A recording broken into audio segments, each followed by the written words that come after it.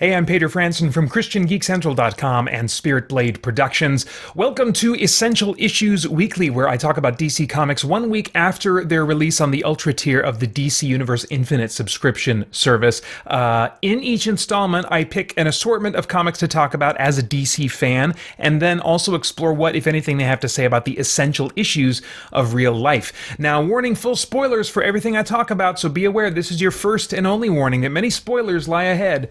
Right now, we're going to take a look at comics originally released to the Ultra tier on June 6th. 2023. Just two. This is going to be a short one, I think. Green Lantern #1, originally published on May 9th, 2023. Hal Jordan is back from his patrols and various activities in space in the Green Lantern Corps. There was some kind of a dispute between him and the United Planets, who are now in charge. They've kind of taken charge of the Green Lantern Corps because the Guardians have left. And they did give a brief reference to when that happened. I think maybe it was Dark Crisis on Infinite Earths related. I need to hunt that down because I'm like, what the heck is going on here? I'm a big fan of the Green Lantern concept. It's my favorite, actually, superhero concept. Not always my favorite comic book to read. It depends on who's writing and stuff like that. And not necessarily my favorite superhero character, but my favorite superhero concept. Love that ring and all the different applications of it. So, of course, I'm going to be on board for trying out Green Lantern. And I like the premise that's being established here. Hal has no ring.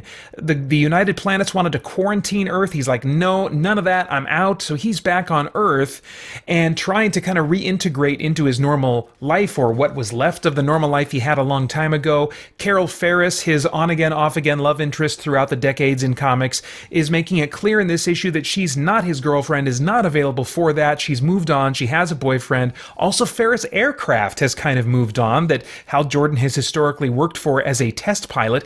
Now they are getting into the drone business and having like remotely piloted drones being made as their kind of like their main product they're trying to get into. And I think that's really interesting. It makes a lot of sense given where tech is going and is already at in the world today, that you got to figure out how to move forward the concept of what Ferris Air does, what Hal will do as a pilot going forward. It does take away some of the fearless nature of being an actual pilot in the jet, in the, wherever the jet is at. So I wonder what they're going to do with that. But yeah, the drone technology, just as, if you watched Top Gun Maverick, it is dramatically changing the nature of what it means to be a pilot today. And so I'll be interested to see where they go with that in the future.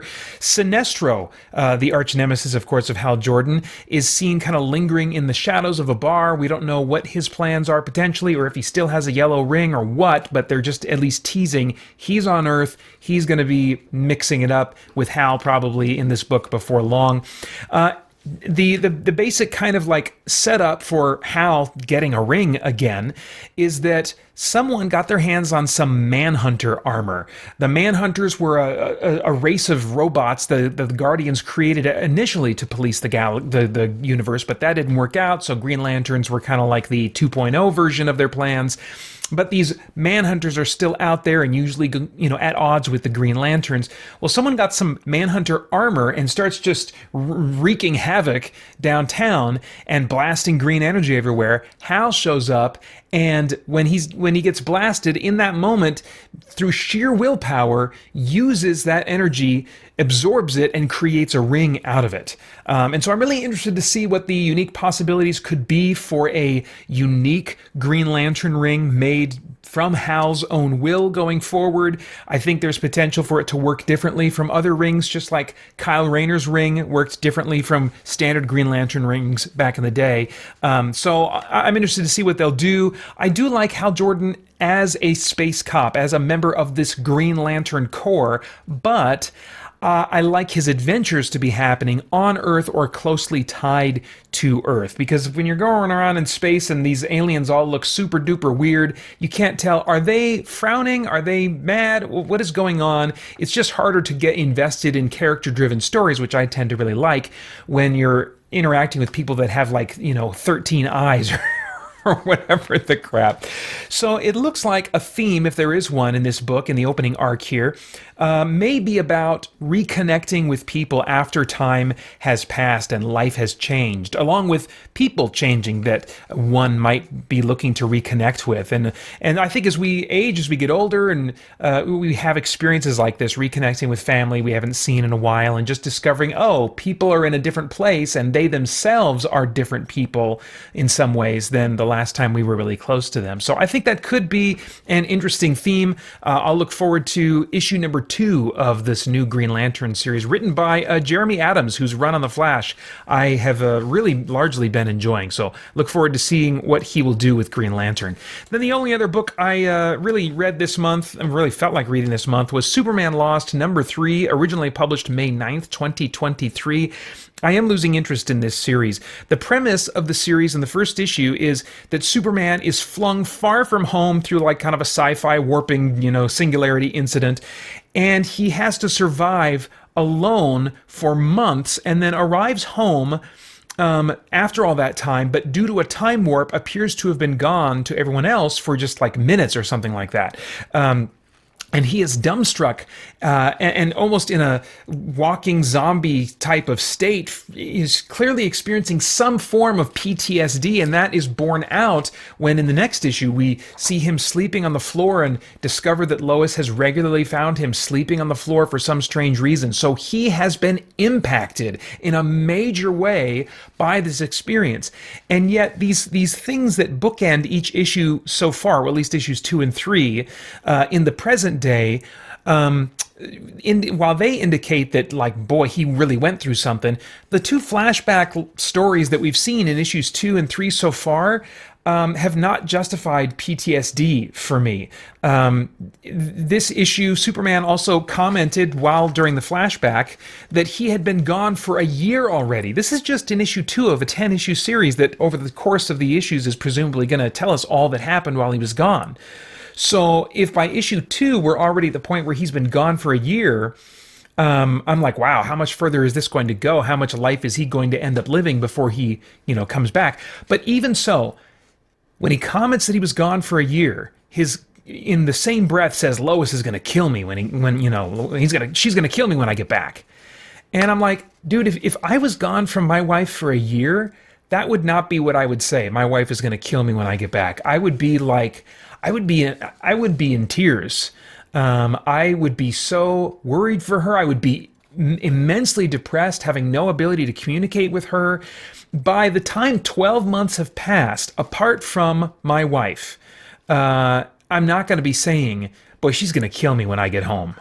So that just felt very flippant, very unrealistic, and very out of sync with the kind of PTSD vibe that I was getting from the kind of like the present day scenes that indicate he's been through something major. Each issue so far, at least 2 and 3, have really been these kind of self-contained problems to be solved while Superman is off adventuring in dark, long-distance space. And Superman's attitude while solving these problems has largely been, the typical all too casual feeling, just like, okay, well, what are we going to do here? Got a problem to solve. Just kind of a troubleshooting hero mode. Superman does not give off an attitude of truly feeling lost and distant and not knowing how he's going to get back to his wife. And presumably, his son as well. I think this takes place close enough to present day that, he's got a son that he needs to get back to as well. So, because of the disconnect with the tone and the mood, I'm probably going to speed read or just skim more books in this series until it hooks me and kind of justifies that heaviness that it seemed to be promising in the first issue. And if it doesn't hook me with its drama in the next 1 or 2 issues, then I think I'm probably out. If I were to guess at maybe a theme, there is an interesting moment here. Let me see if I can find it. Here it is. As Superman is approaching an alien planet he knows nothing about, he kind of says, it's basically a rock surrounded by an envelope of noble gases. I wouldn't expect to find life here, at least not in the arrogant ways we define quote-unquote life. Really interesting there. I'm wondering, okay, is this just meant in a very offhanded, not meant to be read into deeply at all kind of way?